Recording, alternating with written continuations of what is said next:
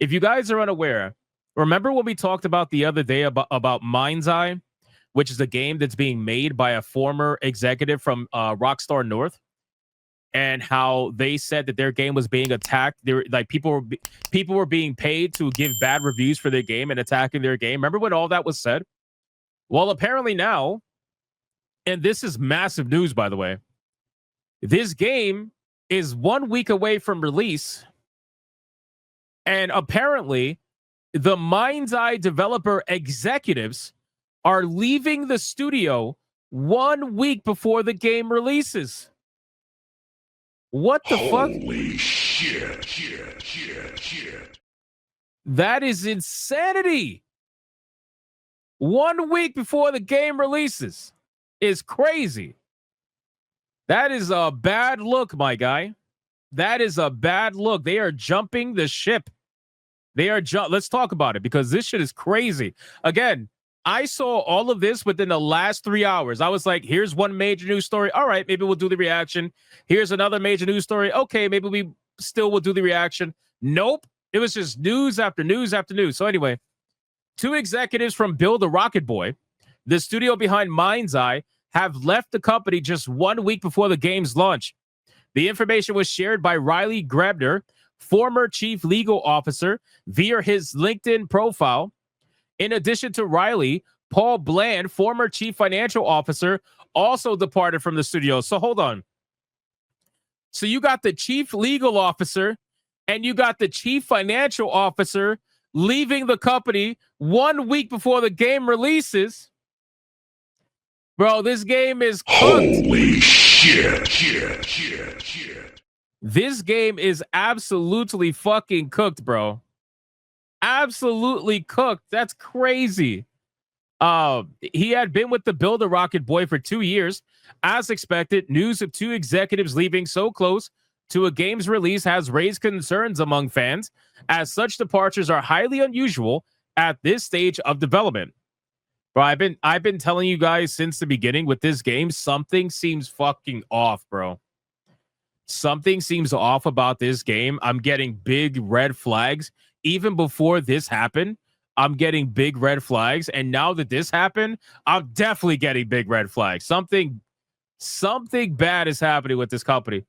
To make the situation even more controversial, both exits occurred 1 week after the studio's co-CEO, Mark Gerhardt, suggested that there is an active campaign against the game, fueling negative comments online. Mark's theory surfaced following the release of a game's preview, in which many users who tested Mindseye stated that delaying the game launch might be the best option to ensure a high level of polish. So, exactly, right? Anti-Federalists playing fans? What do you mean fans? It's a brand new IP, brand new studio. But listen, there are people out there that were looking forward to this game. And listen, no shade to them, whatever. Like, the concept is cool. The concept is definitely cool. But the problem is the execution, right? And when you look at the gameplay, it just screams like Saints Row reboot, right? Like Saints Row reboot. You know, that kind of gameplay, very stiff, like gun gameplay, very just bland. That's what it screamed to me personally. So to see 2 major executives leave the company, and this was after the accusations of people being paid to leave bad reviews for the game, I think it's safe to say that this game is actually cooked. I think it's safe to say that there's something bad happening with this game, and they're trying to deflect what that is. I highly doubt that this game is going to come out and be good. If they don't delay this game in 1 week's time, then at this point, they deserve everything that's going to come their way when the game actually releases and it gets into the hands of players and people realize that everything those reviews were saying was true. That's going to be a big problem. Big problem. Recently, Leslie Benzies, the mastermind behind Mindseye and former producer of the GTA franchise, spoke about the game's campaign. This is actually even sadder when you consider that the experience behind these people. You have Leslie, who was the producer of GTA, bro. That's insane. And this is all happening under his watch. That's crazy. According to Leslie, the story can be completed in around 20 hours. While this may seem short to some, he assured that the studio plans to add content to the game over time, including multiplayer and traditional open world. So, did you guys see the roadmap? That tells me everything I need to know about this game, dude. Still debating on getting Space Marine 2 on Steam while on sale. Should I? Bro, don't send me another message. Go out right now and buy Space Marine 2 if it's on sale. Just don't even think about it. Seriously. If you guys saw the roadmap for this game proves that the entire fucking game is basically going to be a shell. And then they plan to complete that shell years after the game comes out, which is probably why they're getting all of these negative, reviews for their game, because the game that they're selling to people or the game that they're getting tested by people is a shell of what it's supposed to be, because every other thing is either taken out or not finished, and they're going to offer it in the roadmap 2 years after the game is released. So at this point, this is like essentially a beta or an early access or something along those lines.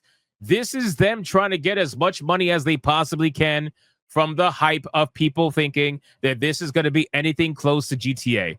This is going to be a linear experience, which there's nothing wrong with a linear experience as long as it's done right. This is going to be a linear experience with a campaign that is probably just as short as Doom the Dark Ages, right?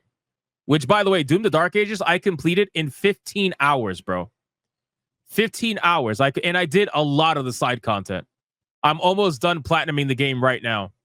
But 15-hour campaign, chances are, if you're halfway decent at this game, you're probably going to complete it in 15 hours too. You're most likely not going to complete it in 20 hours. So you got barely anything, and that's all there is. That's all there is, bro. That is literally all there is in this game. There's no multiplayer. There's nothing to the game. To be fair, same thing with Doom the Dark Ages. There is nothing to the game other than campaign, and that's it. I'm just a fast player. Listen, hey, respect. It is what it is. It is what it is. So, again, very similar campaign lengths.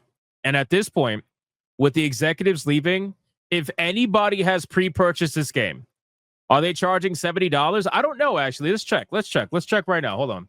I don't think so. I hope not. Mindseye. Let me see. Mindseye. They're not charging 70, but they are charging 60. They are charging $60.